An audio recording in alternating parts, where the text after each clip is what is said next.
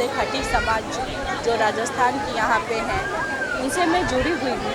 और हर साल ये लोग बड़े उत्साह से ये तीज मनाते हैं, मुझे यहाँ बुलाते हैं और जिस तरीके से ये मेरा स्वागत करते हैं, मुझे बहुत मेरे दिल को छूता है और इतना प्यार मिलता है। तो मुझे लगता है कि मुझे और भी उनके लिए कुछ करना चाहिए, उनके समाज के लिए।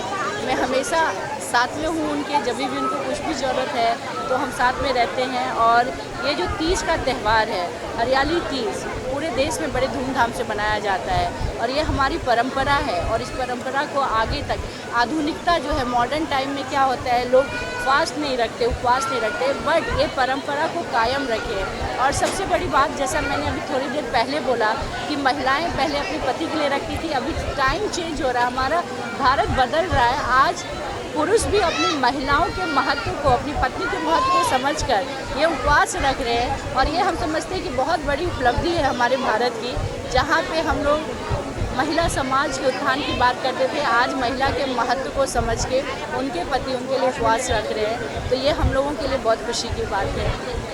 एक बात और अच्छी आपने कही कि अभी ज़रूरत है कि हम अपनी पुरानी संस्कृति और परंपरा को आगे की पीढ़ी तक भी पहुँचाएँ, उनको भी आगे इस कल्चर को आगे ले जाने के लिए प्रेरित करें। वो आप कैसे समझते? बिल्कुल, पिछले कई सालों से, कई वर्षों से ये परंपरा चला आ रहा है तीज का।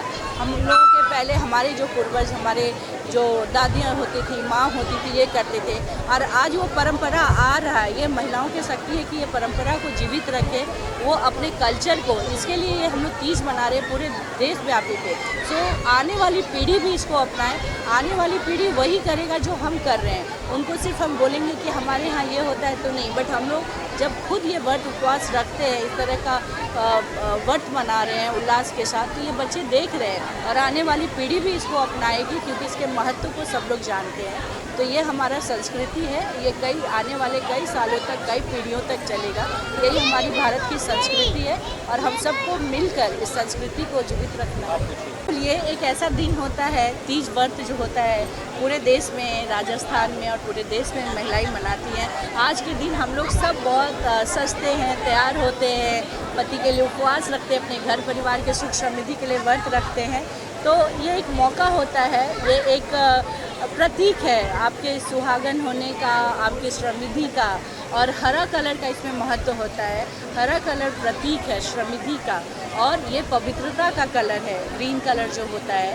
तो इसमें हरे रंग की चूड़ियाँ, साड़ी पहनना हरा रंग, लोग बैंगल्स पहनते हैं, जो हमारे कितने कारीगर भारत में बनाते हैं। तो कहीं ना कहीं उनका रोज़गार भी ये नहीं कि इस समय पे लोग बाकी दिनों में 1 या 2 बैंगल्स पहनते हैं, आज के दिन आप देख रही हैं कि पूरे हाथ में भरकर। तो ये हमारा वो जो कारीगर जो चूड़ियाँ बनाते हैं, उनके भी रोज़गार कहीं ना कहीं चल रहे हैं और इस परंपरा को जीवित रख रहे हैं। तो ये हम लोग को बहुत खुशी से मनाना चाहिए और बहुत गर्व के साथ हम लोग सबको मनाना चाहिए। मैम, कई सारी चीज़ें मैं बहुत सौभाग्यशाली हूँ, इन लोगों ने मेरा इतना शानदार स्वागत किया है। और जो इनकी परंपरा, जो आपने देखा कि वो बांधनी की चुन्नी और उसमें रुपये का उन लोगों ने, इनका एक महत्व है कि जो उन्होंने मुझे इज्जत दी है, रिस्पेक्ट दिया है, मैं उनको लगता है कि मैं उनके लिए कुछ योगदान ये कर रही हूँ, तो वो मुझे बड़े प्यार से उन्होंने दिया है और मैं इसकी बहुत रिस्पेक्ट करती हूँ।